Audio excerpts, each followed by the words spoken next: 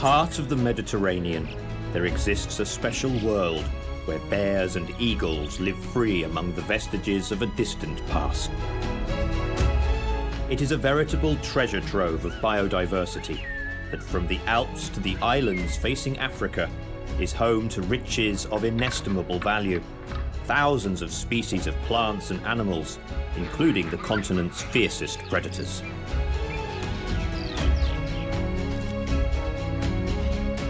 This is Italy. Here, among the art and the history, a wild heart beats.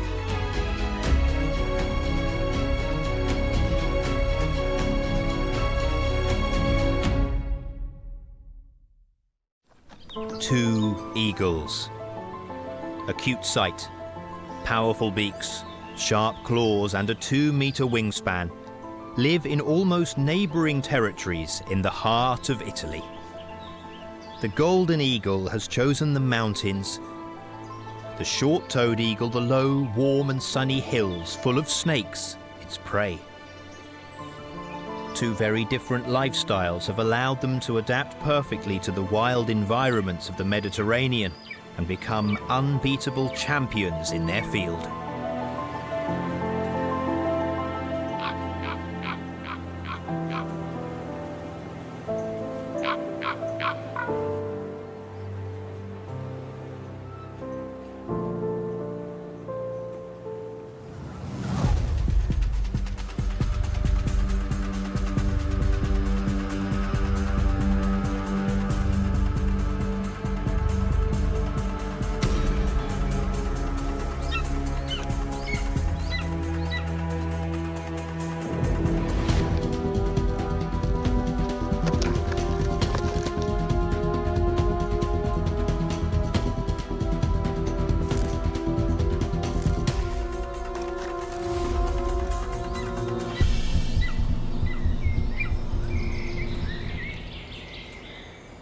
A goshawk has caught a marten.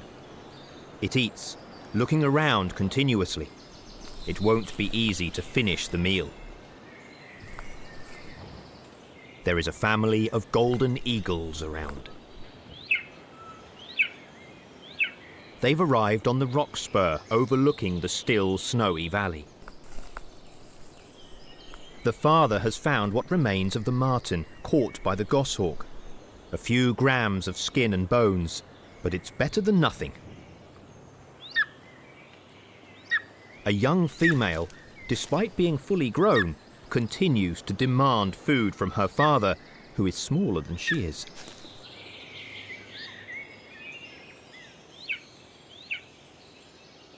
Her crop is full, which means that she has already eaten plenty, but this doesn't stop her bugging her parent for more. He tries to keep a slight distance. No matter how affectionate, a daughter eagle is still an eagle.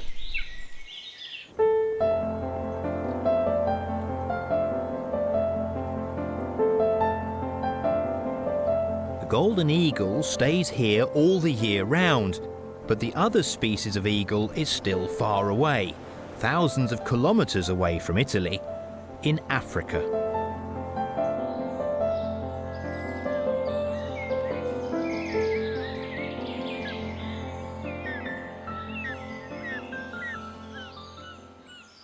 The short-toed eagle, more simply known as the snake eagle, comes to Italy in the spring, when snakes which fear snow and ice and cold begin to wake up from their long winter lethargy. Snakes are numerous in the south of Europe, where you can find 10 different species among the rocks and bushes in the same area. Agile, stealthy and deadly, it seems that nothing and no one can threaten them. But that is only an impression, because for the short-toed eagle, hunting for snakes is a way of life.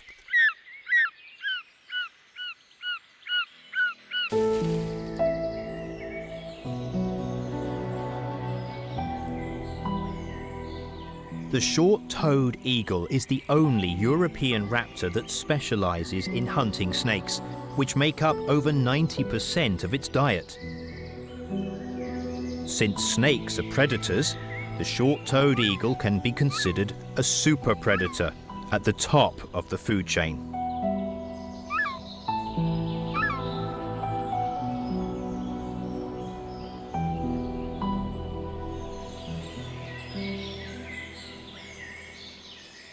Each family of eagle wipes out at least 1,000 snakes in the course of a single breeding season. If you put them in a row, they would measure over 1 kilometre. Snakes for breakfast, lunch and dinner. Nothing else.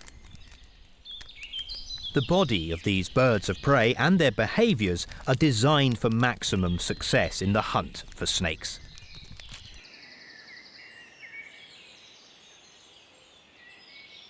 With a wingspan of almost 2 metres, yellow eyes, the light frame of a glider, short-toed eagles dominate an area of 60,000 hectares, inhabited by no more than 10,000 human beings.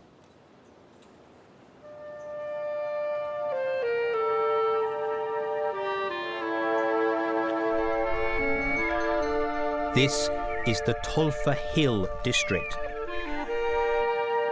north of Rome, an area exploited by herds of free-ranging livestock.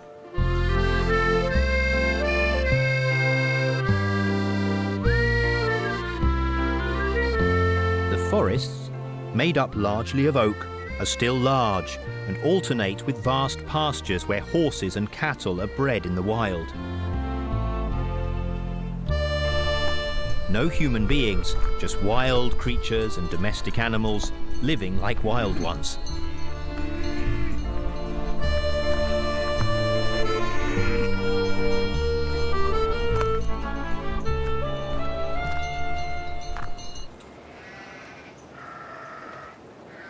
A 100 kilometres away from the Tolfa district, the Apennine range trespasses 2,900 metres of altitude and hosts some pairs of the bravest European eagle, the golden eagle.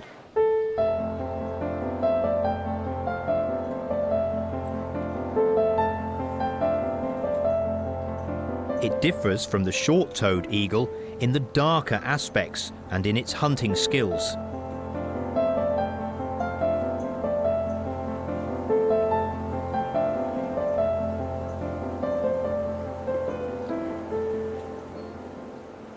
Golden eagles are not specialised hunters like the short-toed eagles. They can feed on a wide choice of prey, ranging from small rodents to cubs of large herbivores and carcasses. One pair has chosen to occupy a large cliff, sunbathed with evergreen holm oaks rooting among the rocks. Its hunting territory is a large piece of mountain range, from tree belt to the highest altitude pastures, which are free from snow only in the summer.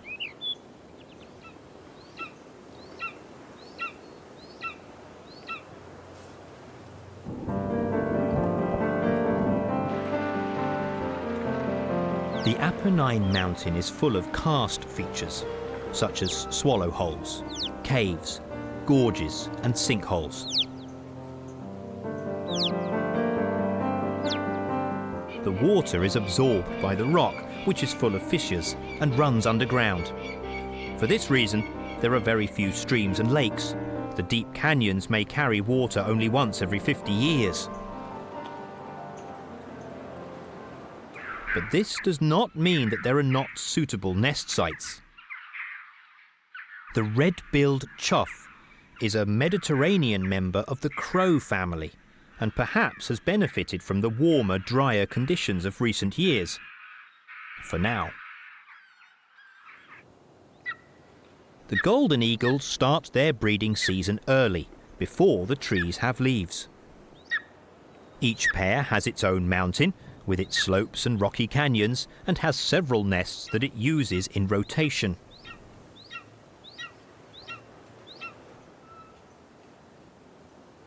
As these nests are occupied by eagles that hand them down from generation to generation, they are huge, large clusters of dry branches on the rocks, often in a niche that offers some protection from the storms that blow constantly in spring, taking plants and animals by surprise.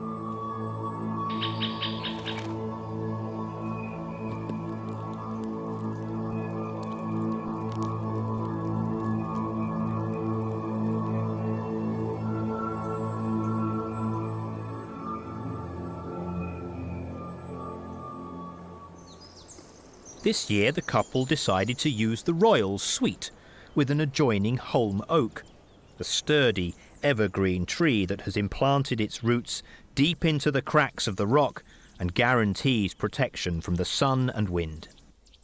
Now the female is ready to start egg-laying.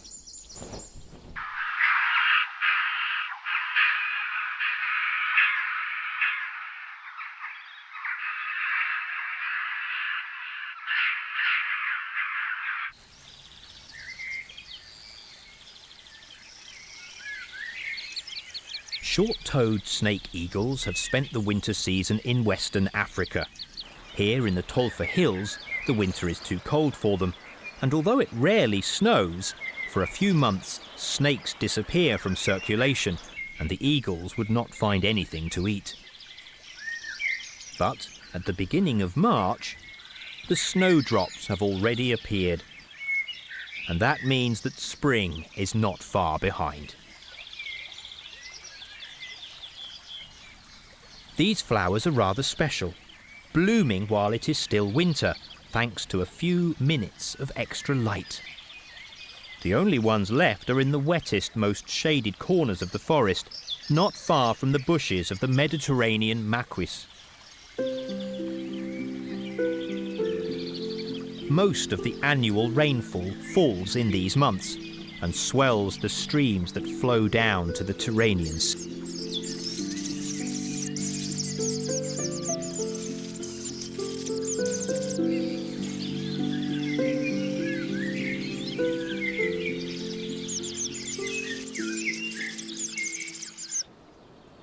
The short-toed snake eagles have had a long journey to reach the mountains of Tolfa.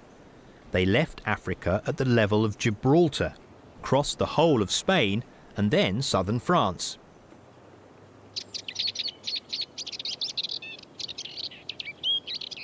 They gather along the coast of Liguria on Monte Begua, where they are greeted by enthusiastic birdwatchers who come from all over Europe to watch them pass. From that mountain overlooking the sea, on one single day in March, you can see 200 snake eagles flying out to populate not only Central Europe and Italy, but as far south as the hills of Tolfa.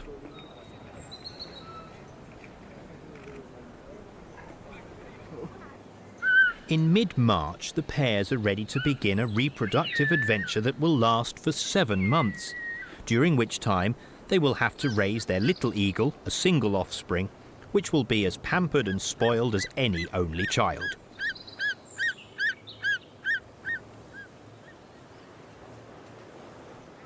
Both golden and short-toed eagles are relatively long-lived birds and can reach as much as 50 years of age. Males and females look very similar, and you need to see them up close to spot that the female is slightly bulkier than the male. They are very loyal creatures, and pairs usually remain together for life. Most will live long enough to celebrate their silver wedding anniversary. Their connection to their nesting area is very strong. Each year they return to the site where they have nested previously. They are very jealous, and they will not tolerate intruders.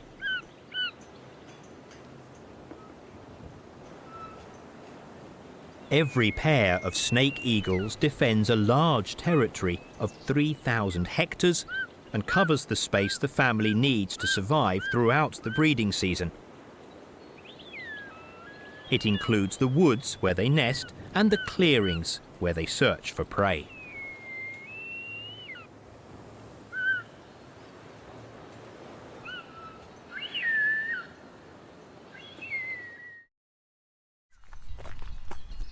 A special relationship exists between the cattle, eagles, and snakes.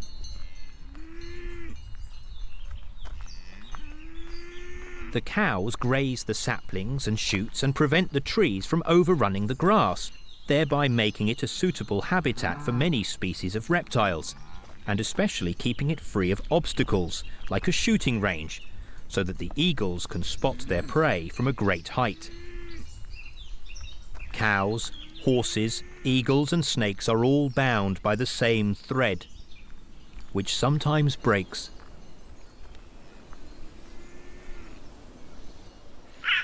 It is not uncommon for a mare to die in childbirth, and 1,000 small creatures make sure that nothing goes to waste.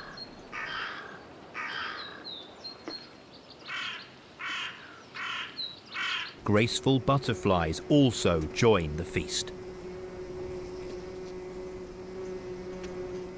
If there had been a couple of golden eagles in the area, they would not have missed their opportunity. A golden eagle is twice the size of a buzzard, and if it wanted, could kill it in an instant. But buzzards are aggressive raptors that won't put up with intrusions into the area around their nests.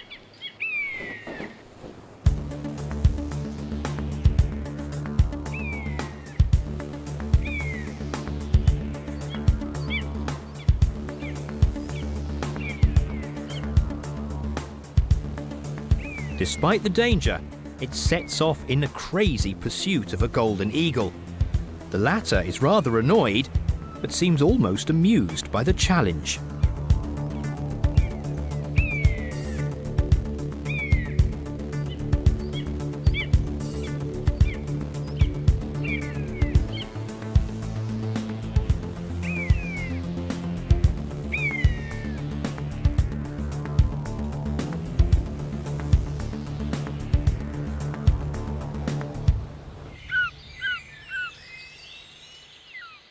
Unlike golden eagles, snake eagles avoid rocks and cliffs. They choose a large and solitary wood and build on a tree a new little nest each year, moving a few hundred meters from the position they occupied the year before. The pair changes flat each year. They have no fear of moving house. The pair makes sure that the nest is well concealed by vegetation from the earliest stages of reproduction. That is why they choose evergreen trees such as the holm oak and the cork, or a broad-leafed tree covered with ivy. It is at the top, in a dominant position, to make it easier for the large eagles to take off and land. The short-toed snake eagle only lays one egg. But it is a very large egg, as big as 2 hens' eggs. And the female must sit on it for 46 days. She does so with extreme care to avoid damaging it. The future of the species depends on this large egg with its fragile shell.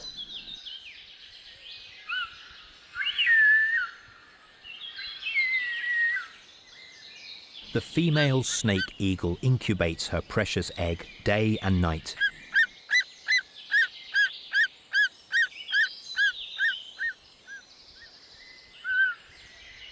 Consumption is minimized by enforced inactivity. So this mother snake eagle can also stand long fasts when the weather turns bad and prevent snakes from emerging from their shelters.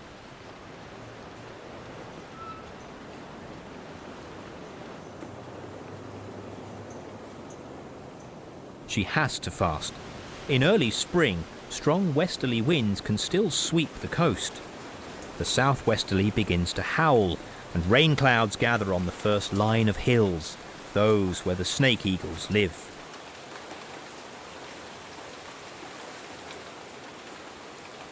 The sea is rough and beats against the rocks. Some creatures love this, but not the snake eagles. The temperature has dropped rapidly. The snakes are holed up in their deep shelters, and the eagles are forced to go without food. Their only hope is to catch a mole, a rabbit, or a frog. Then, finally, the storm is just a memory, and spring arrives. And this time, there is no doubt.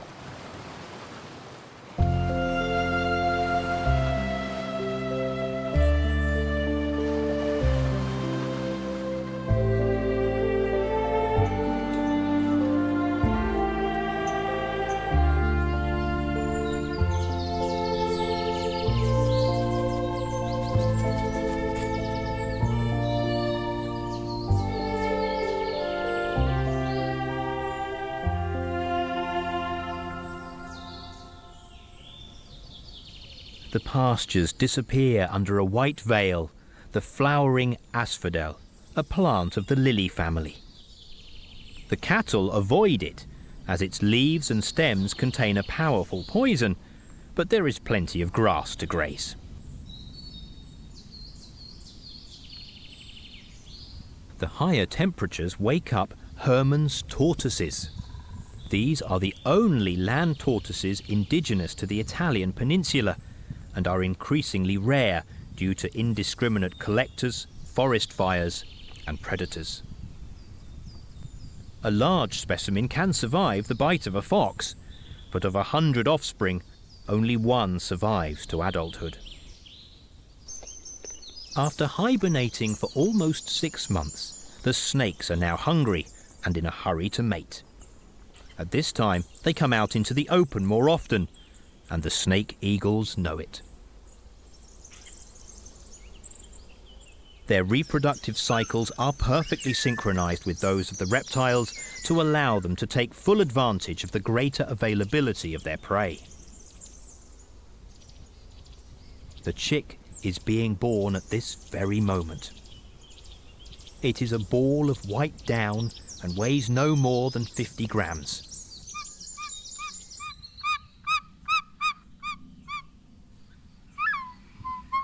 The female never leaves it, protecting it from the sun with these soft feathers on her belly.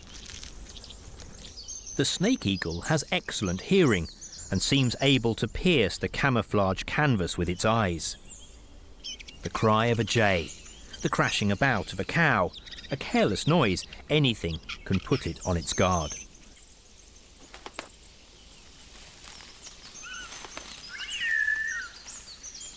The hunter returns to the nest with a snake in his stomach, with only the tip of the tail dangling from his beak. It is still alive. The female grabs the snake's tail. She pulls it with all her might, but the snake does everything to avoid being extracted. It is a real tug of war, but in the end, the snake gives up. There it is. The male can now go in search of more prey. It is up to the female to feed the young one, chopping up the snake into small mouthfuls. The larger pieces she keeps for herself.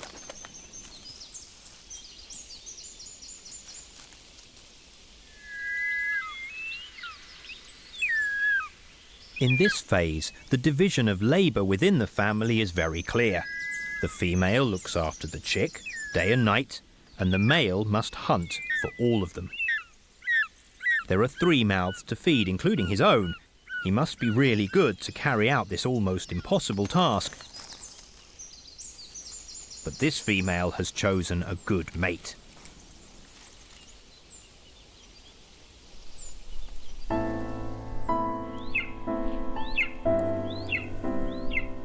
After 38 days of incubation, another eagle chick is now crying. It is completely covered with white down.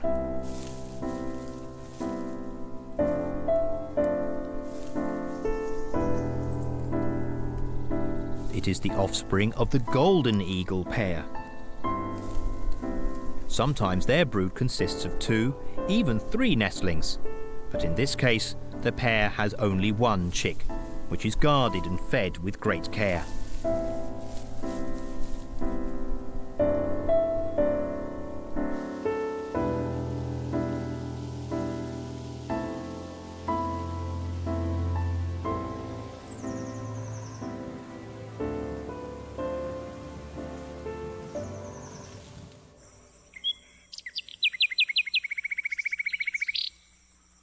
Night falls. And in the wood of the eagles, prey and predators begin to move in a struggle for survival. High up in the tree, the snake eagle and her chick should be safe, as long as there isn't a couple of tawny owls in the area.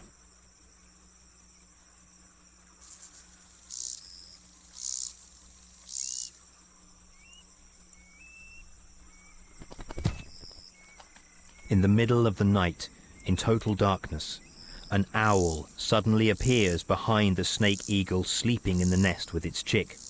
It strikes the bird in the neck with its claws and then disappears.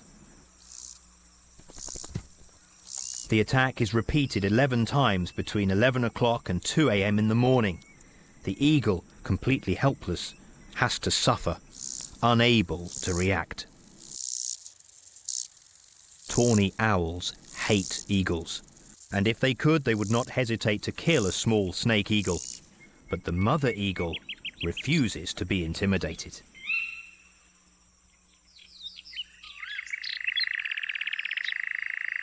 After an eventful night, a new day dawns.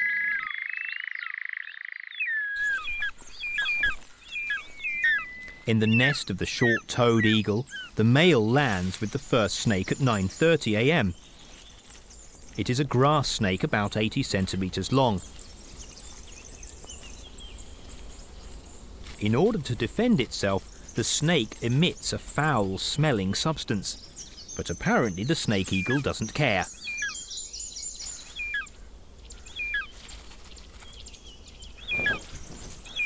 Every day it takes 3, 4, sometimes up to 6 snakes to feed the chick and its parents. The female eats the larger pieces. Her daily ration consists of whatever the chick does not eat. These are medium-sized specimens, not too small. The snake eagle does not stoop so low as to kill newborn snakes and lizards. It would be too much work for a modest number of calories. As we would say, it's not worth the bother.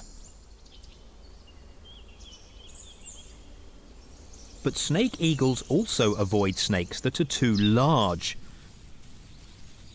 An Aesculapian snake like this one, almost 2 meters long, wouldn't give in without a fight and could cause some serious problems. There are stories of snake eagles being locked in mortal combat with their prey. Only human intervention saved them from death. The snake was slowly strangling them.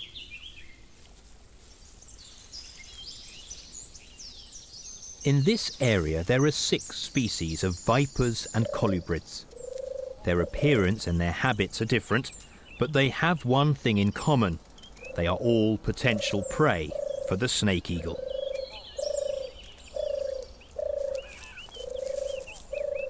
Beginning with the rat snake, more than 70% of the eagle's prey. It is an agile and aggressive snake, a specialist in catching lizards. The eagle's second favourite item on the menu is the 4-lined snake, which can reach a fair size. Some shepherds claim to have seen 4-lined snakes 3 meters long. That may be an exaggeration, but 2 meters is not unusual among very old specimens. The young have black markings and resemble vipers, while adults are brown with 4 dark stripes on the sides. The 4-lined snake is a constrictor and kills its prey by suffocating it in its coils. This meal can easily satisfy them for 3 weeks or more.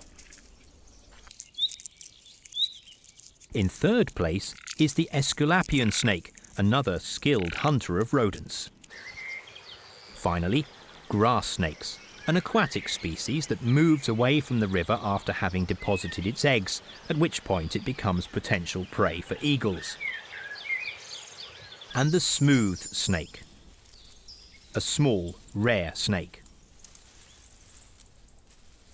Snake eagles also catch vipers, although they are not immune to their venom. They simply try not to get bitten. In some areas of the Alps and Central Europe, vipers represent 70% of the eagle's prey.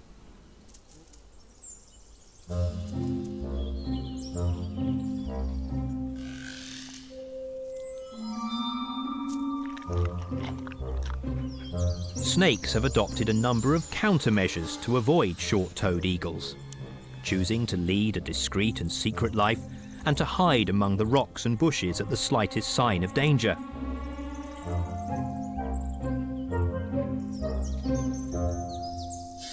So even the best hunter finds it very tiring and difficult to find them and catch them. Yet a family of snake eagles can get through at least 1,000 in a single season. But how do they find them?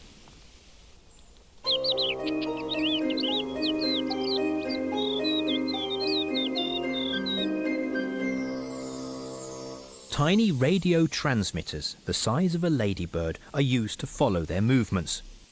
These can transmit a signal for weeks with a small battery and a thin steel antenna. Now we are receiving the radio signal of 6 rat snakes and 2 four-line snakes living in a stone wall that separates the fields from the woods, an ideal habitat for both reptiles. These animals have proved to be quite territorial, especially the females, but males also rarely move more than 100 meters from their dens.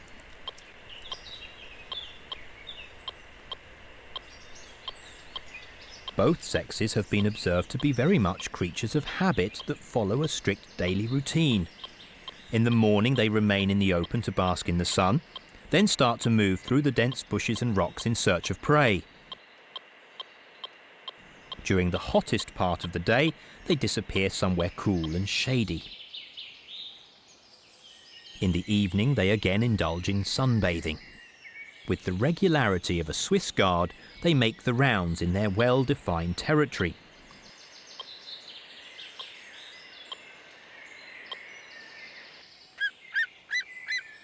Only those who are perfectly familiar with their dens and routines can spot them in the brief moments when they appear out in the open.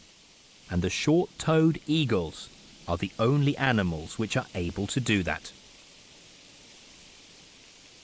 The space occupied by a couple of snake eagles includes the territories of a number of snakes, and it is likely that over the weeks, even years, the snake eagles learn exactly where all the snakes are in the area, all the potential prey, and where they like to sunbathe.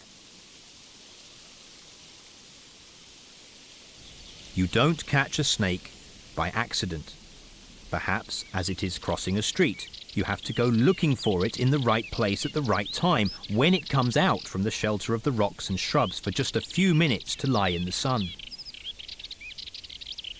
Although snakes know how to camouflage themselves, snake eagles can spot them from a height of 500 meters, thanks to their extremely sharp vision and particular flying technique, hovering, or Holy Spirit, as the Italian ornithologists like to call it. Exactly like a drone, which uses a series of mechanical and electronic devices to maintain its position, even when there is a slight breeze. But the snake eagle is much better at hovering, needing neither sensors nor gyroscopes. Although it is one of the largest European birds of prey, the snake eagle is also one of the lightest, since it does not exceed 2 kilos in weight. The golden eagle, the bearded vulture and the griffon vulture are much heavier and are like bombers. The snake eagle, however, is a glider because its wing loading, the ratio between the weight and the surface of the wings, is the lowest of all.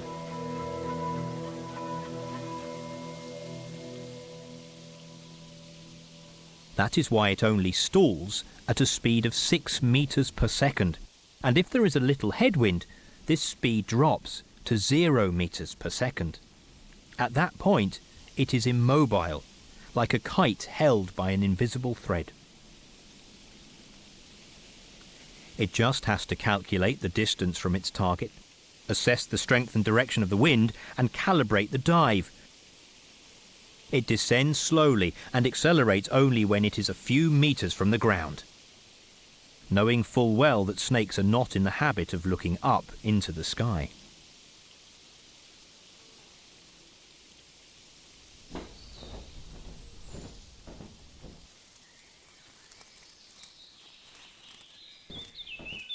Golden eagles do not hunt snakes usually. They are able to do that, but they rely on other prey. Top of the menu is the brown hare, a large mammal which can weigh up to 4 kilos and lives in clearing and mountain pastures, seeking refuge during daylight under the cover of bushes and amyl trees. There, eagles cannot spot them, but they are able to surprise a hare feeding on grass in the twilight at sunset or sunrise.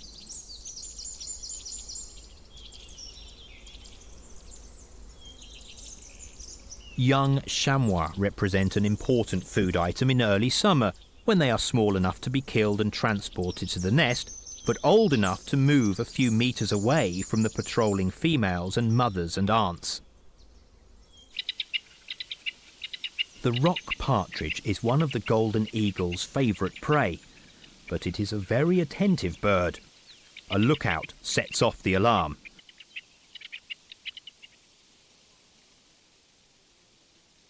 Enemy in sight.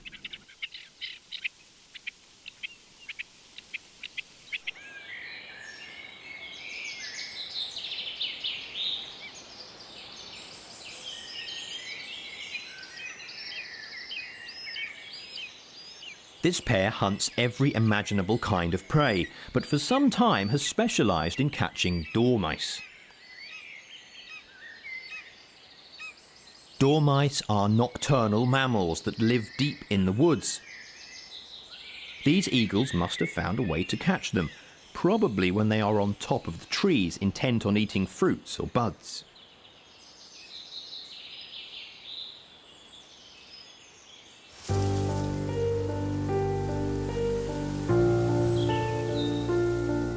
The young eagle displays the large white spots under its wings and tail that are the paths that allow it to continue to live for a time in its parents' territory. Has grown rapidly. It is 1 month early with respect to the short-toed eagles.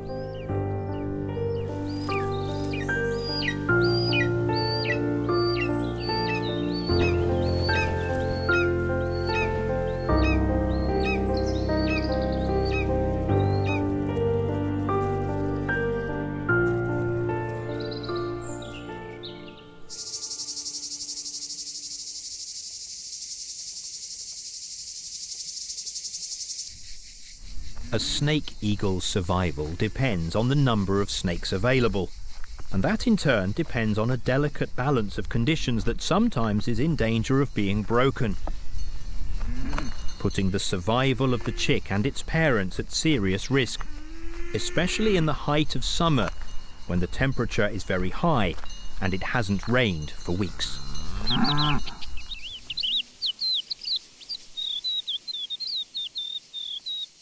In the Tolfa Hills, summers are long, hot and dry, and all creatures try to survive the heat.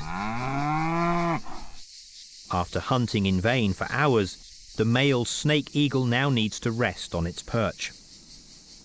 The young chick in the nest tries to find some shade. For snake eagles, this is the most critical period of the year. Not because of the lack of water, they hardly ever drink, but due to the disappearance of snakes. The snakes have virtually become ghosts. The radio signals still arise from the dense vegetation and rocks, but they never show themselves out in the open.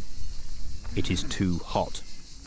If they stayed out in the sun for more than 10 minutes, their bodies would reach a temperature of 50 degrees, and they would die in a few moments.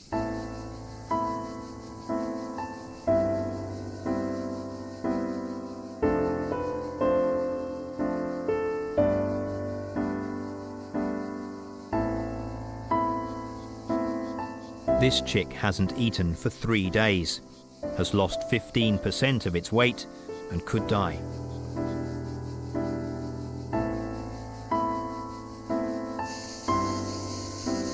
If this happens, the couple has no chance to lay a second egg. This year's attempt at reproduction would have been a complete failure.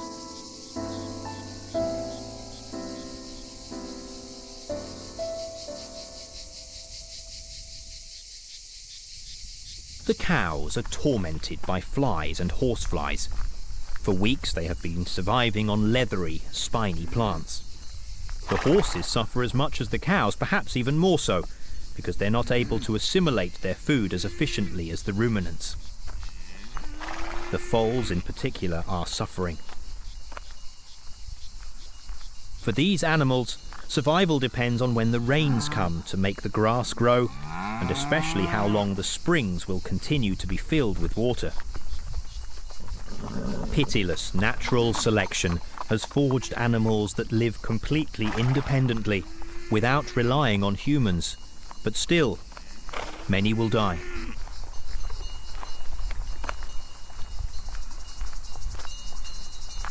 All that remains of them is a few bones scattered in the bushes, or a skull with enormous horns at the bottom of a ravine. No one will register the death.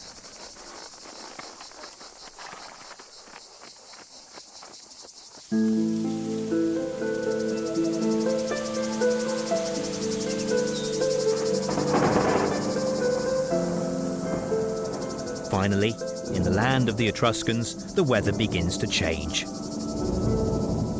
The white clouds on the horizon grow in size, change colour, and the distant rumble of thunder can be heard. It is raining, after 3 months of drought. The rain returns vital life to plants and fills streams and springs with water. But the most important thing is that the temperature has dropped, and the reptiles emerge from the stupor into which they had sunk to resume their activities. Now their goal is to eat, to store the fat reserves they need to see them through the winter. The eagles return to serious hunting. They do not miss a strike. The young chick has survived the most critical moment of its short life. It has become as large as its parents. It has quickly regained weight and reached 2 kilograms. It has now been in the nest for 2.5 months, and the day is coming when it will begin an independent life. The young snake eagle is in its nest at the top of quite a high tree, and we can only hope that the ladder is strong enough to bear the weight of the person who has to climb up and place the radio transmitter on the young eagle.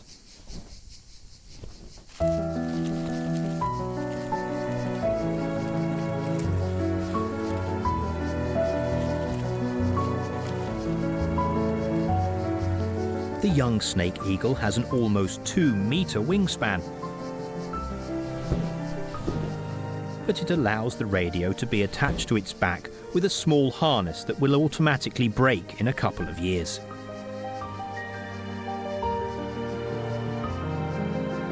In the middle of August, on a day of strong winds, the young snake eagle leaves the tree that has been its home for so many weeks, carrying on its back the small radio that will connect it to humans over the coming years. If everything works well, the data should come in every 2 days. It will probably begin its migration alone, without the company of other snake eagles. Who taught it how to do that?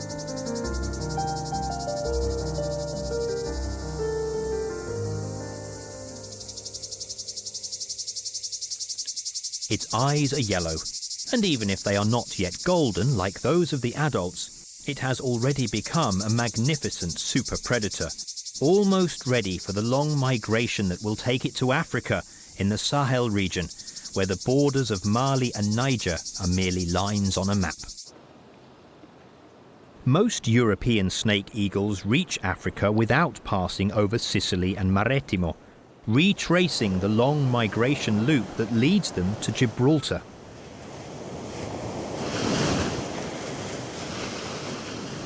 Then they head south, cross Morocco, over the Atlas Mountains at a height of almost 4,000 meters above sea level.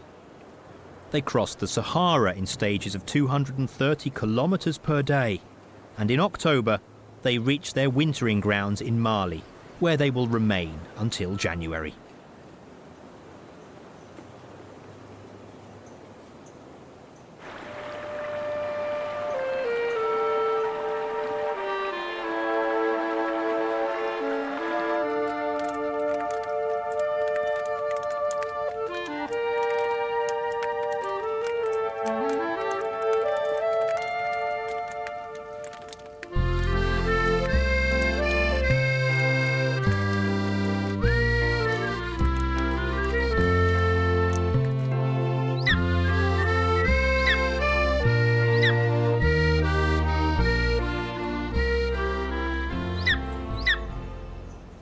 the golden eagles are still here.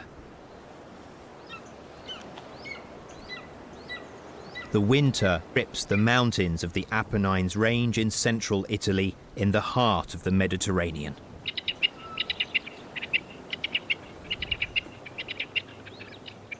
The rock partridges face the snow. They could be caught by the eagle. They are always ready to run away and use their calls to keep in touch and warn each other of danger.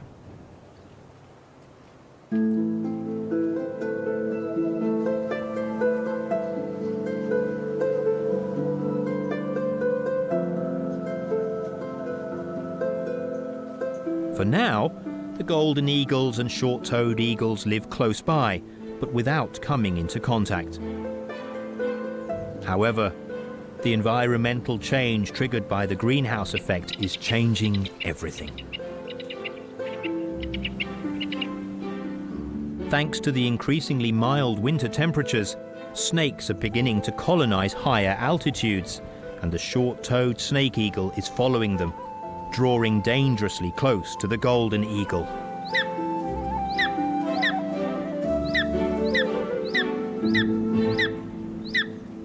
In a few years' time, sparks could begin to fly.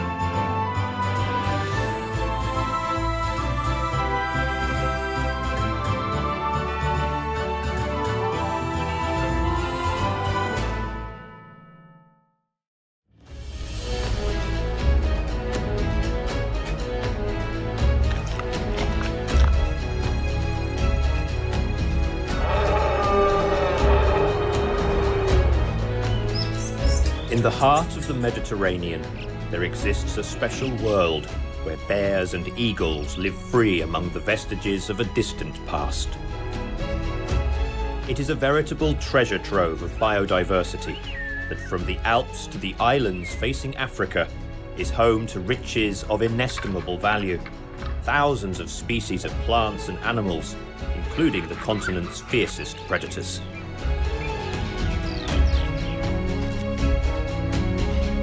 This is Italy.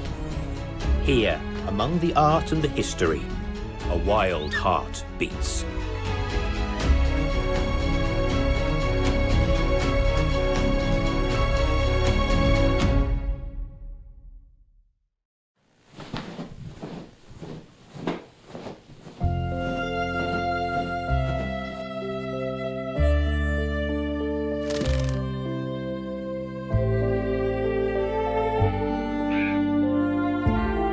Le Murge is still a wild landscape in the south of Italy.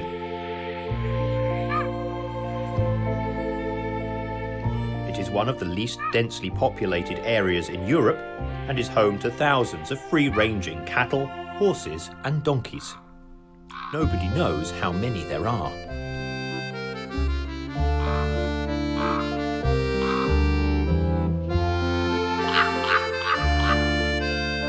The soil is so stony that for millennia people have given up trying to cultivate the land and have used it merely as pasture for their livestock, which migrate here at the onset of autumn from the mountains where they return in the spring.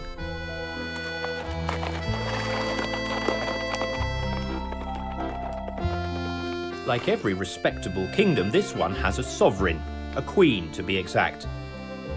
The largest, the fiercest, the praying mantis.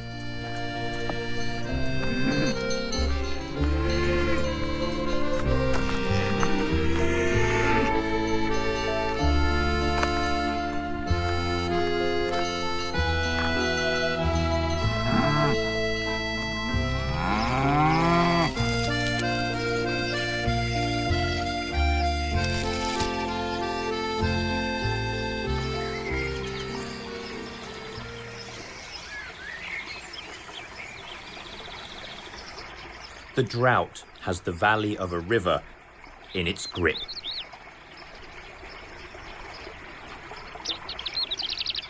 Only a few puddles, dwindling day by day, remain among the pebbles of the riverbed. They are swarming with thousands of creatures, hoping to survive. This is the other side of the Mediterranean, a gentle land of mild winters, whose harshest season is what the rest of Europe considers the best.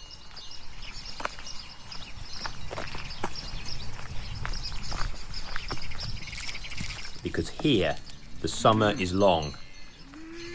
It doesn't rain for 4 months. The sun is relentless and absorbs every drop of water from plants and earth.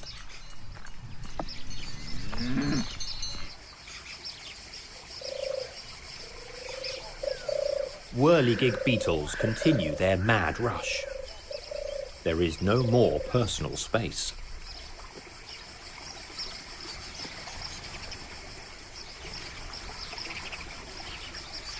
For the pond skaters, a small pool is a hunting paradise which attracts thirsty insects. These bugs are able to walk on the water surface due to their light weight and great claws. They sting their victims with a rostrum, which has the double function of killing the prey and then sucking the body fluid out of it. The fish are trapped in a few puddles, their level falling day by day. If it doesn't rain soon, they'll die. Those that survive risk becoming prey to anglers who can take advantage of a pool of fish that cannot escape. The water snake watches the schools of tiny fish as if in a supermarket full of delicious food. The crab is unable to catch a live fish darting around, but hopes to get some leftovers.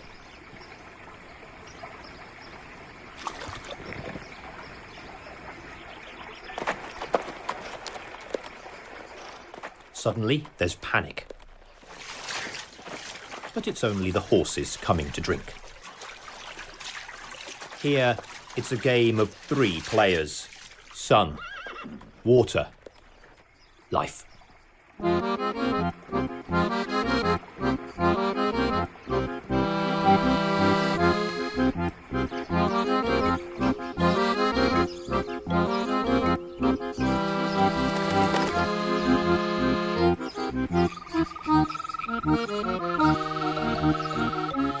There's still some water in a little spring that could prevent the death of countless invertebrates and amphibian species, and especially the livestock raised in the wild.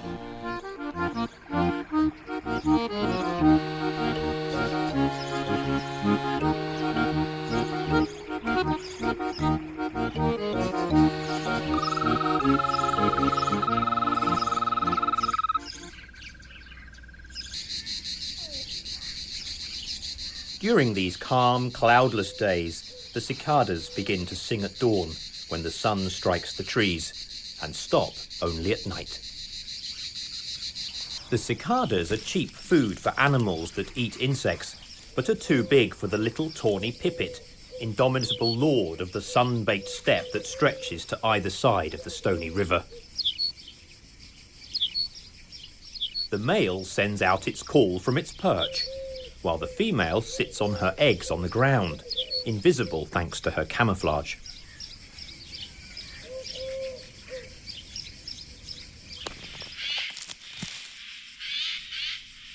In a pine wood, the jays go in search of cicadas, and even the foxes are hunting for insects. But there's a smell of smoke in the air.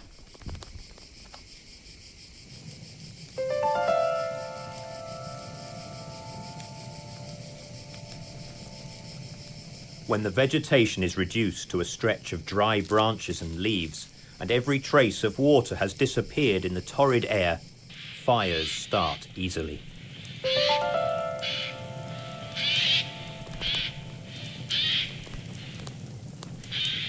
For some animals, a rapid escape is impossible.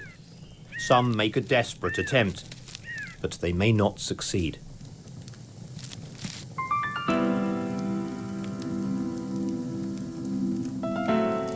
The birds are drawn by the prospect of eating the insects fleeing from the flames, but it's a risky business.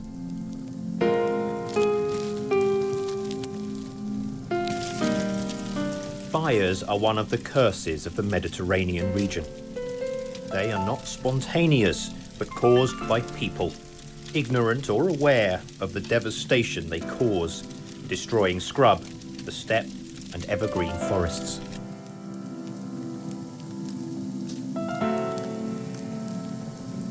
Nature will try to heal the wounds and re-establish a balance, but the conditions will no longer be the same.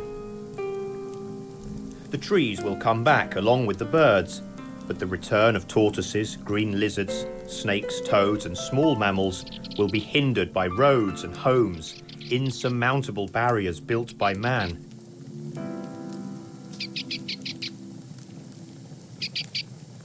And the new ecosystem will be less rich.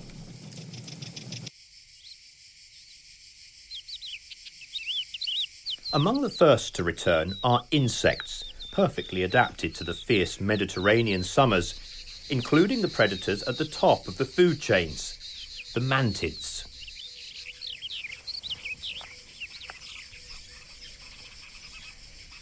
The mantids belong to a particular order of insects and are related to cockroaches, among others, but they are skilled hunters.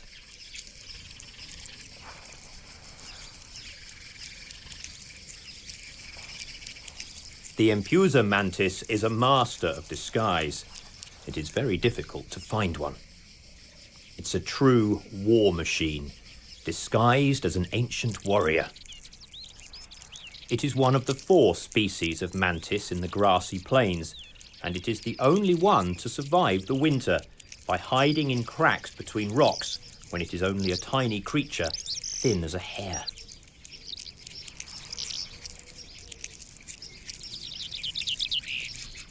The brown amelis is perfectly camouflaged among the dried grasses.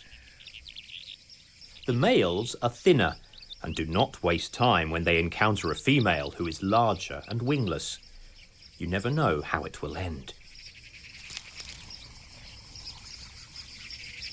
The elegant Iris oratoria passes its time between one hunt and another, meticulously cleaning its fighting equipment. The 4th species of mantid, the largest, the fiercest, the praying mantis. The praying mantis is one of the largest insects in Europe and may be considered the true queen of this expanse of grass and stones in the heart of the Mediterranean, where creatures are born and die just like in the most spectacular of African savannas.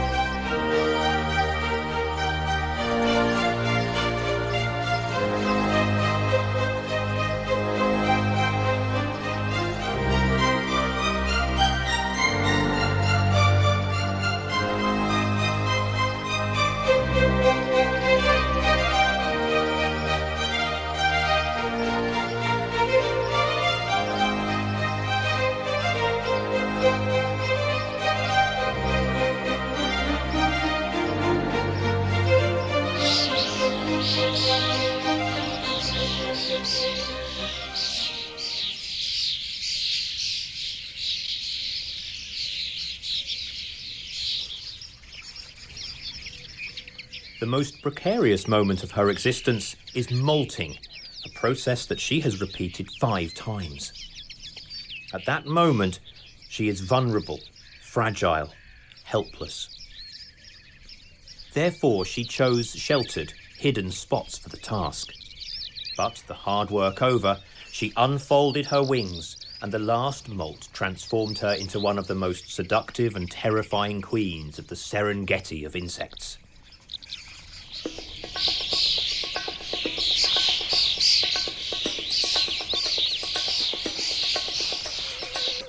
Several times a day, she dedicates herself to cleaning her front legs, bristling with deadly spikes, so that she is always in perfect working order.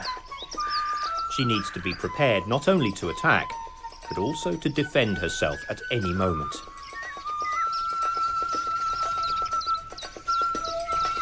This one is a mature female that only has to think about finding a mate and laying eggs.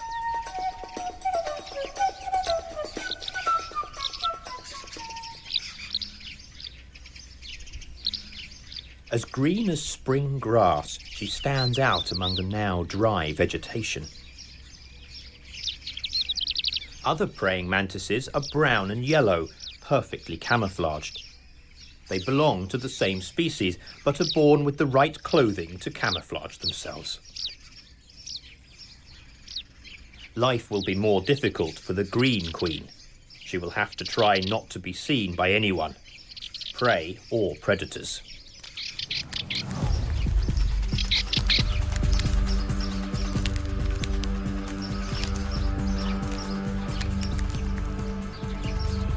The world around the mantis is full of dangers, sometimes dressed in glowing colours.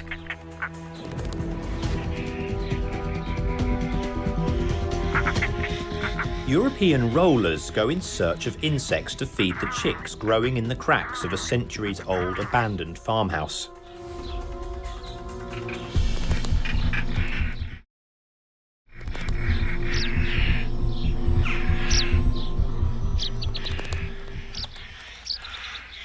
These migratory birds that arrive every spring after spending the winter in Africa feed their offspring with any little creature found among the grass and bushes.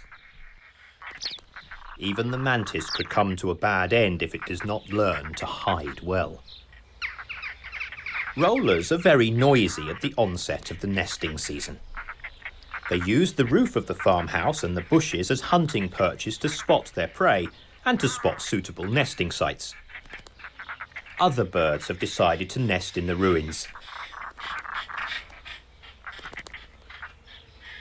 The lack of rocks and gorges has forced jackdaws to nest in the building. Jackdaws are social corvids, but this does not mean they are willing to share their mates or accommodation.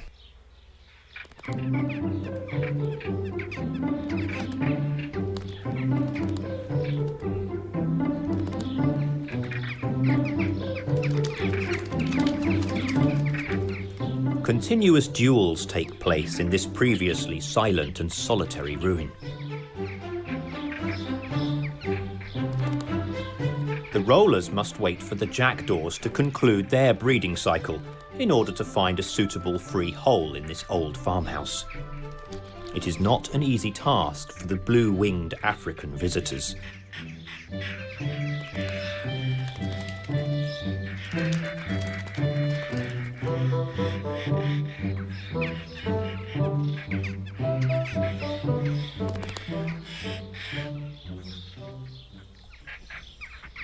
Jackdaws start nesting earlier and have a natural advantage, but rollers cannot delay egg-laying any longer. Thus, they begin to increase their pressure on their black and noisy neighbours to force some pairs to free a spot.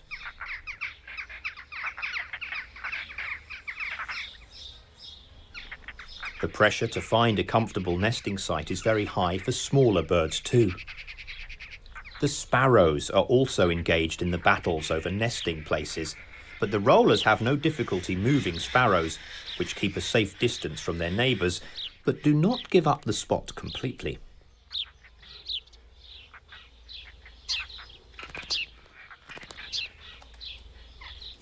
The male sparrow guards the entrance, but it has to give way to its much stronger and more aggressive neighbours. Luckily for it, Some holes are too small for jackdaws or rollers, and the sparrows can sing to claim their rights over the holes. The two species will nest side by side, without problems, just keeping a careful distance.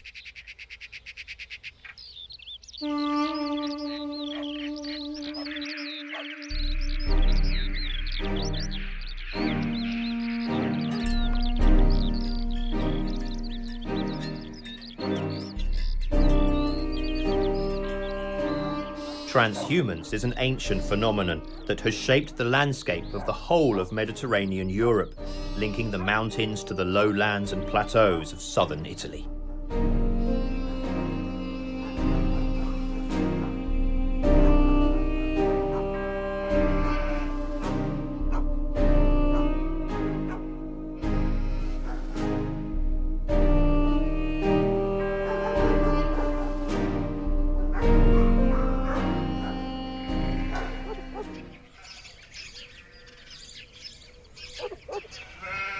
The Mediterranean steppes are considered among the most biodiversity-rich habitats in Europe.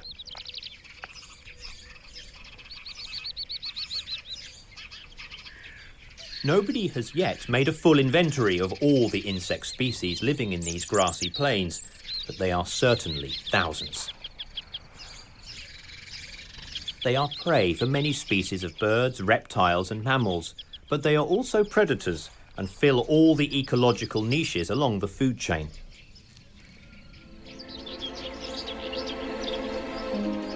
The role of the herbivores, the primary consumers in Mediterranean steppes, is not played by zebras, wildebeest or antelope, but by a multitude of creatures with 6 legs, of which one pair at the rear are perfectly adapted for jumping.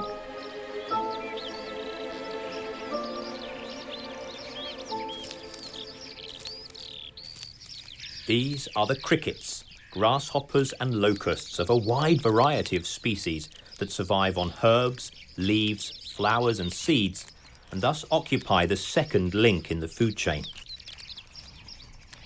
They are divided into 2 major groups, the bush crickets and the grasshoppers.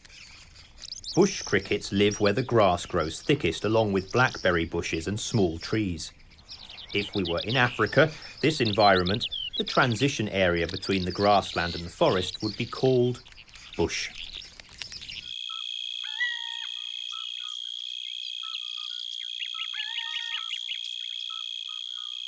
It is the kingdom of small bush crickets that shine like emeralds, the Aeophilidoptera. The wings of these bush crickets are so tiny that they cannot fly. So to escape predators, they seek shelter among the leaves of bushes and clematis, coming out mostly at night.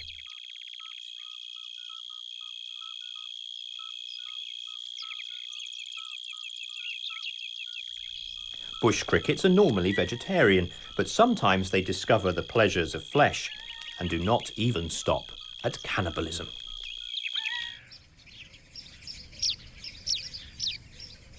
They should always pay attention to somebody larger and more ferocious than themselves, such as the fat epipygys, with their practically non-existent wings and swollen abdomens.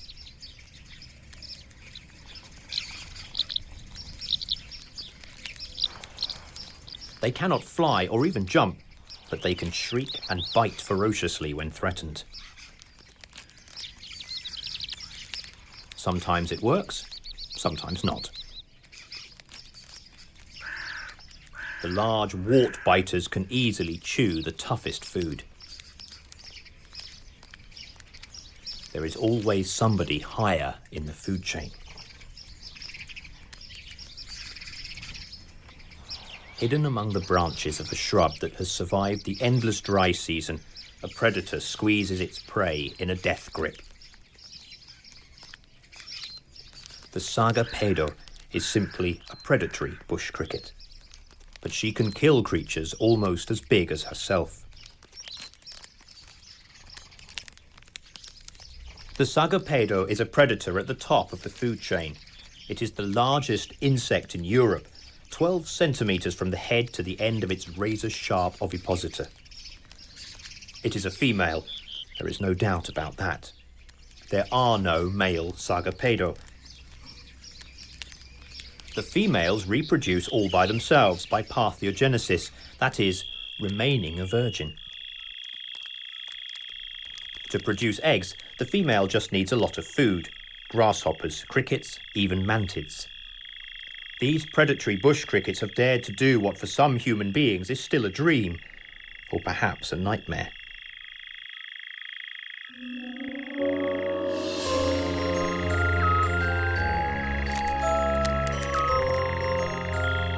This is the only insect which could seriously injure and perhaps kill the queen, but both species prefer to stay away from each other.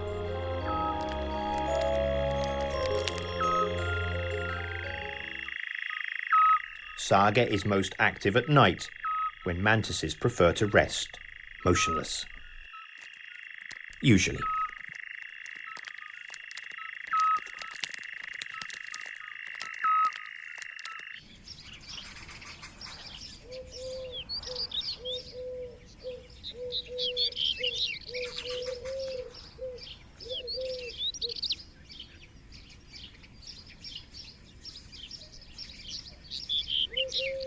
Where the bush ends, the semi-desert grassland begins. Here the ground is bare and bleached by the sun and the hooves of thousands of sheep. This is the kingdom of the other major group of Orthoptera. They are sturdy-looking creatures. Some grasshoppers are the largest, 7 centimeters in length, with hind legs covered with spikes and a sturdy chitin shell. In comparison, the acrida, with its curious, elongated head, is a featherweight. Smaller grasshoppers are on the menu of many predators, including the shy assassin bug, which captures the prey and sucks it dry, remaining well camouflaged among the leaves.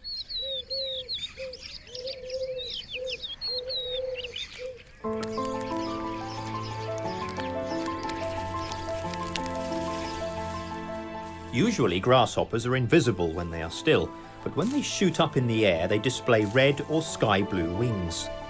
This sudden flash of colour may serve to disorientate or frighten a predator and give the insect a chance to escape.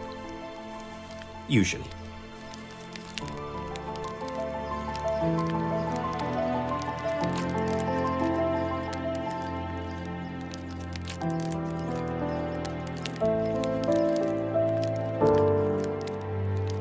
The praying mantis, although a top predator, still has to fear another that has travelled 10,000 kilometres to hunt insects. Thousands of lesser kestrels nest in Matera, the capital of this wide expanse of dry grasslands.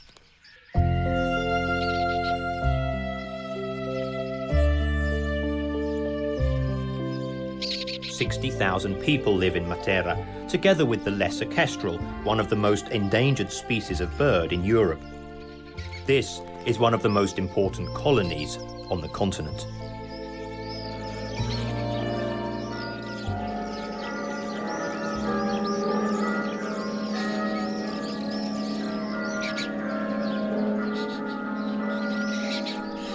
It is a city carved into the rock on the side of a canyon excavated by the river that hardly ever carries water.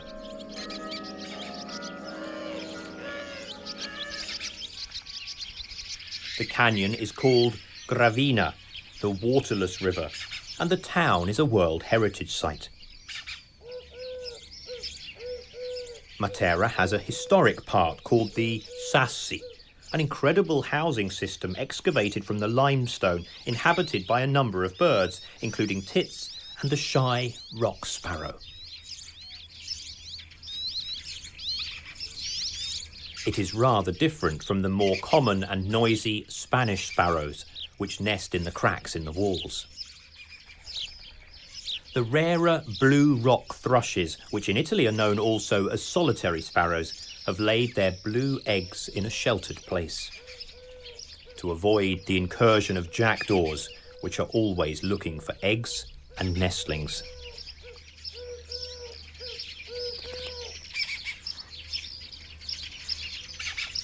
The lesser kestrels are semi-colonial falcons, which winter in Africa south of the Sahara Desert and come to Mediterranean Europe in spring to nest under the roofs, in the cracks in walls, on windows, and in drain pipes.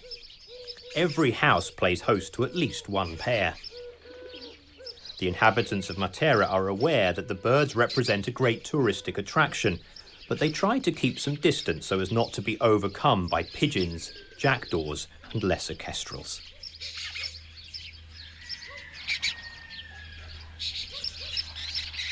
Between May and August, Matera's lesser kestrels consume 24 tons of insects from the steppes on the Merger Plateau around the city. Approximately 20 million insects and other arthropods.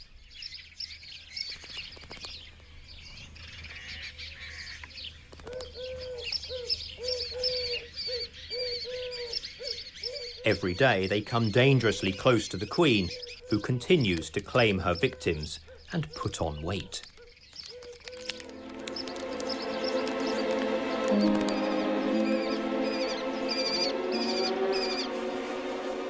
The season proceeds without a drop of rain.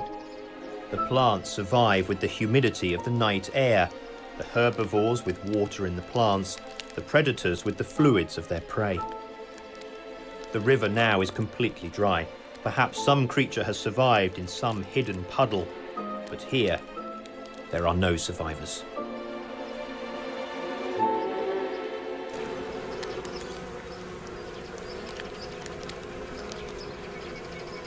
The Gallica wasps now have to battle the heat.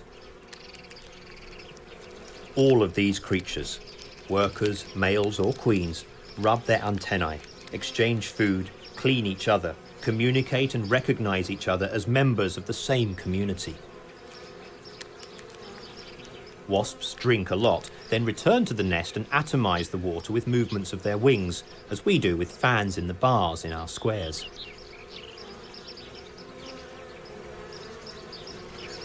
Wasps are equipped with a poisonous sting that is used for hunting or defense, but is useless against their fiercest enemy. Wasp movement does not escape the careful eyes of a hunter that does not fear their sting. The honey buzzard locates the wasp's nests and then dives to pick up its booty.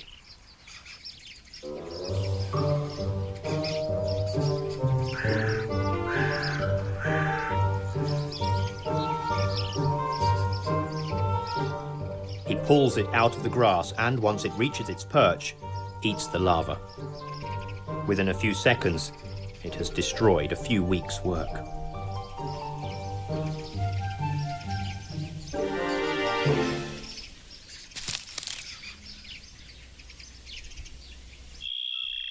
The mantis has now settled in its dry thistle. It is a hunting place. Summer is coming to the end, and most prey populations begin to decrease. She should never fail in her attacks.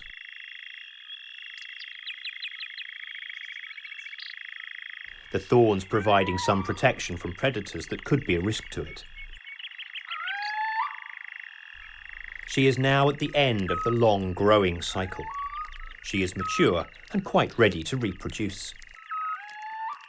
The night brings a little respite from the heat and blinding light. The moon rises and sets, bathing the grasslands in a ghostly light. It is the right time for the stone curlews to call and for the queen ant to move outside, escorted by huge soldiers and workers.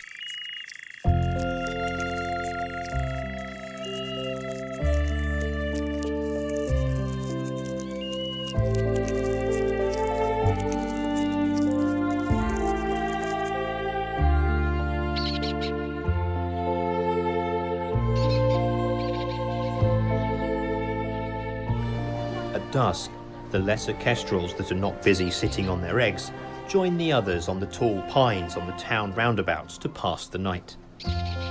It is an amazing view, which the local people completely ignore. Thousands of falcons sleep in the most astonishing town in southern Italy.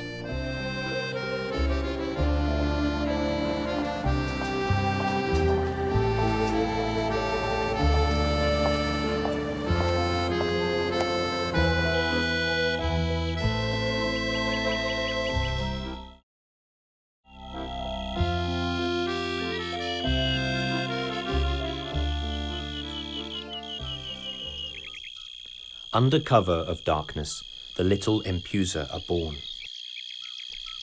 Dozens of small mantis swarm out from the ootheca in which the eggs have passed long months. They are exquisite creatures, but some of them become large hunters. In a shrub, 2 twisted twigs seem lifeless, but look carefully, and you find that they are the most camouflaged of European creatures. Stick insects use immobility to go unnoticed, but they can still find each other. A large female welcomes a male. It's a long, slow embrace with minimal movement in the style of these vegetarian creatures, completely defenseless and yet successful thanks to their mimicry. The queen mantis makes no attempt to hide. A male has appeared. It is slender, with long antennae, half the size of the queen.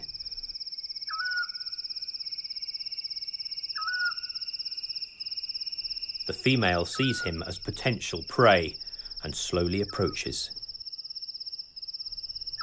The male hesitates, realizing that there is something wrong and trying to get away. The female continues to approach, hungry for food. Saved by a hair's breadth. The great queen has found something to eat. A large grasshopper. The male contemplates what might have been his fate from a distance. Wedding bells are not yet ringing for either of them.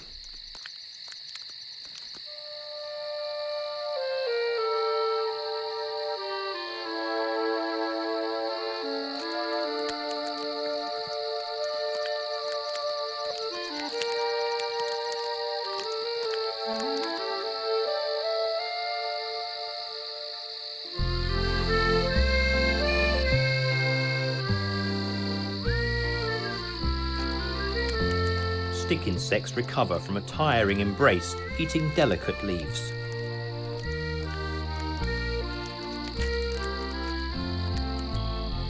A busy night. An emerald bush cricket lays its eggs, moving the ovipositor deep in the soil.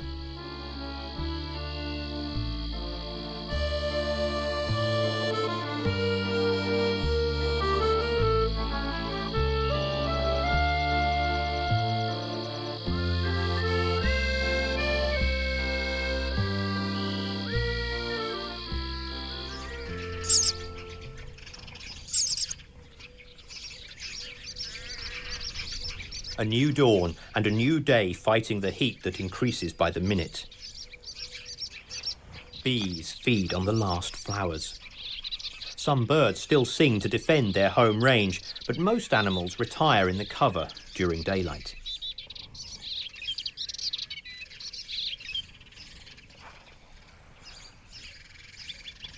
Wild boar quickly leave the fields where they have grazed all night and head into the scrubland.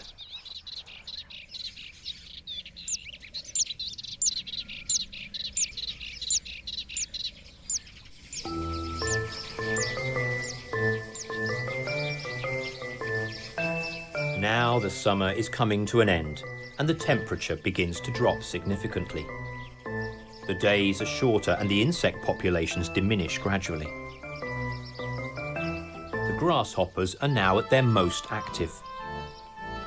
The males stage their ballet, moving their hind legs so that when a female signals that she is available, the first begins and then a circle of admirers forms, interfering with the couple's lovemaking.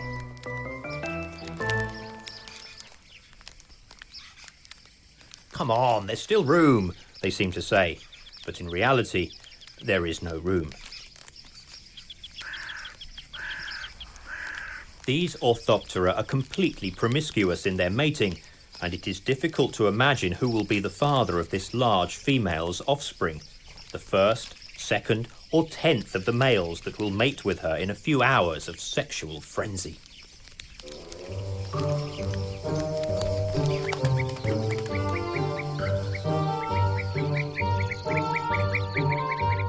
Insects and birds have engaged in a battle.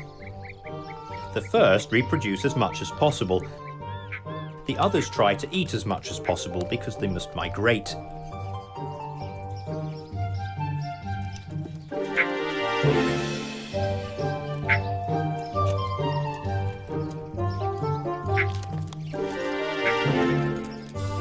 The young European rollers in the nest are now too big for the narrow space.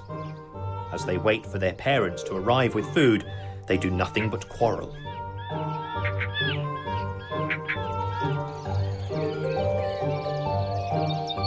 The mantis has escaped it, but now has to deal with another threat, this time 8-legged.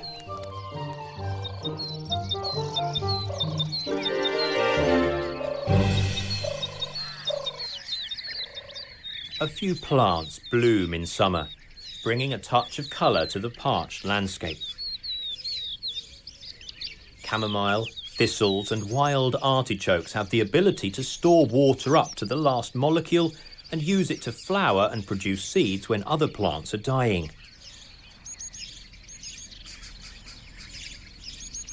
The few flowers exert a great attraction on the many insects. Perching on a flower is like sitting by the banks of a pool on the savannah. Sooner or later something will come along and suck the nectar in search of fresh petals.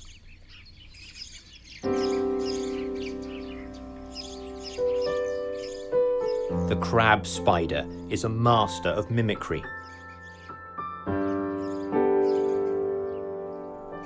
The female is the colour of the petals and stands motionless, ready to grab her victim with her 8 powerful legs. She will then kill it with her fangs, gradually digesting it. They have excellent vision, but are also very sensitive to vibration and so are aware when an insect is approaching and when it lands on the flower or leaves.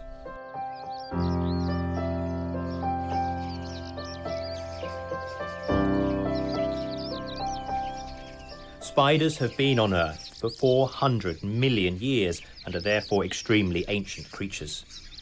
There are more than 40,000 species and they play an important role in the ecological balance. Some species of spiders use the traditional web. This time it looks like a tarpaulin lying on the ground, ending in a funnel. At the centre of the funnel, there it is, the wolf spider, lurking.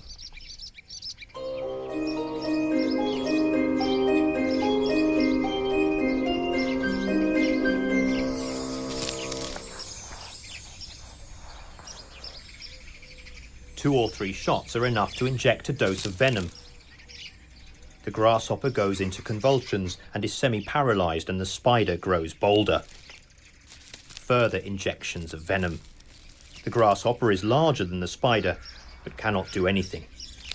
He loses a leg and is doomed. The wasp spider is one of the most dangerous, wrapping its prey in a shroud of silk, then eating it slowly. Its striking colouring with its black and yellow stripes is a clear sign of danger, which every animal is able to understand. All mantises are in danger.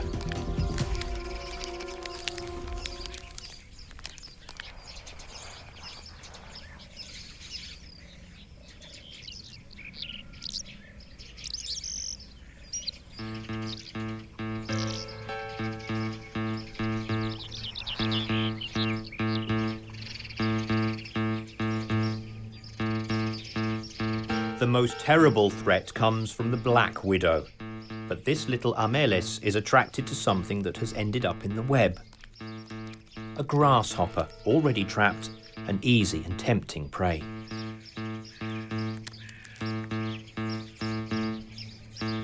Balancing on the silk threads, it approaches. But the vibrations alert the master, or rather the mistress of the house. The mantis realizes it has made a big mistake, but courageously faces the spider. It bends its legs in the attack position, ready to leap.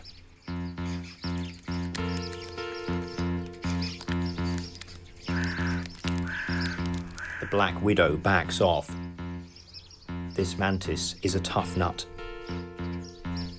The mantis begins to walk back on silk threads.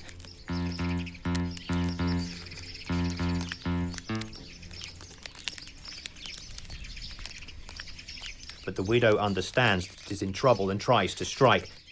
She throws her silk lasso.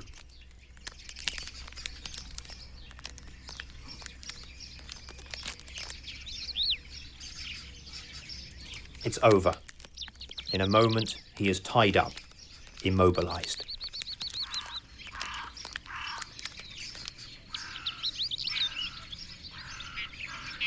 For the black widow, it is a hard-won meal, but an important one, because it must also produce eggs. The female mantis's hunt for a husband now becomes a priority. The green queen is still a virgin, but she must hurry as the season is changing, males are getting scarce, and most of them have already engaged with other mates.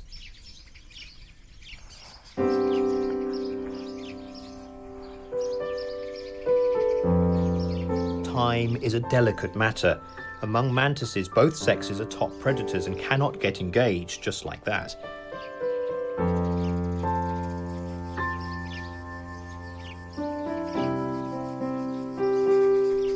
Two mantises, both tawny-coloured, have met. They have to court each other to understand if they are right for each other, at least for a few hours.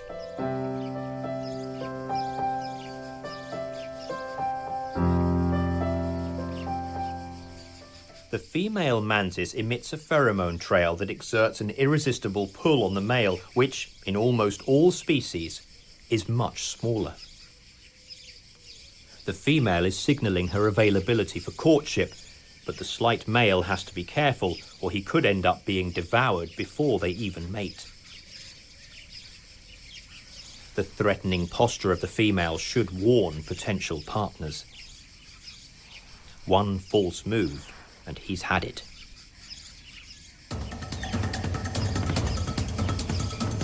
The male's courtship is a dance with death. This time, luck is on the side of the feeble male. A smaller grasshopper is too close to be ignored by the ever-hungry female.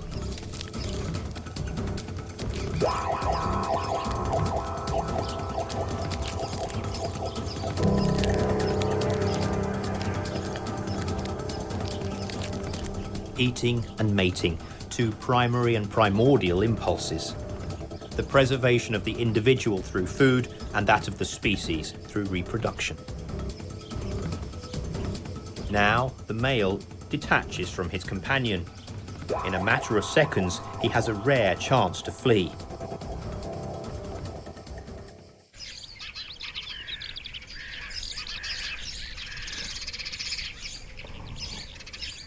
So it turns out that not all mantis males are destined to be devoured by their companions, and this one still has the chance to meet the green queen and do his duty.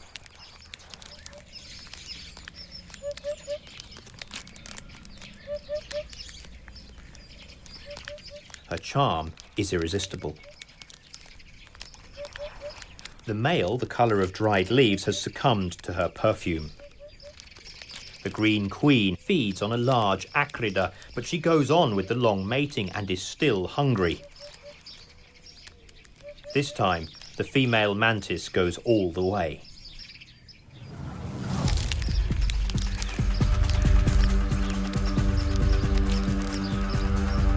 When the mating is over, the green queen seizes her mate in a deadly embrace and eats him. She is having the most important meal of her life, the one she needs to ripen the eggs in her body. Now her abdomen is swollen. She moves with difficulty, green in a terribly yellow and hostile landscape.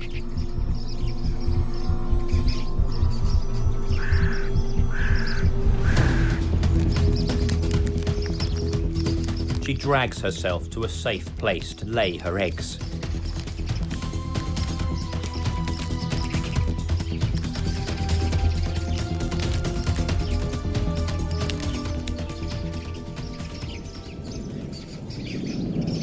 starts laying her eggs in an ootheca, a foamy bag that looks fragile but has a consistency similar to polystyrene. Making the ootheca takes about 5 hours. It is hard work, and once the task has been completed, the biological cycle of the mantis ends.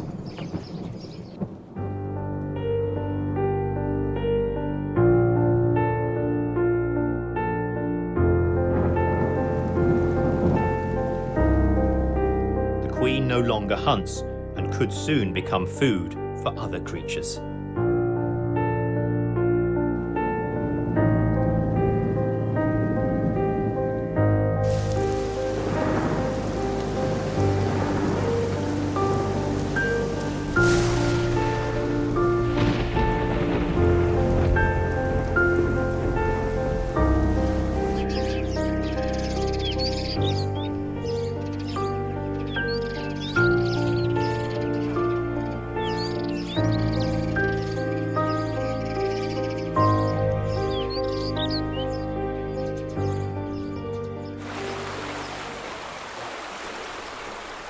The first rain, after 4 months.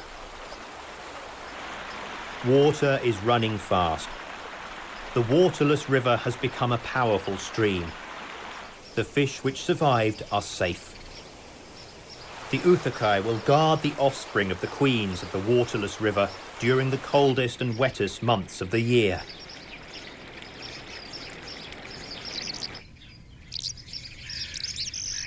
But there is still time before hatching.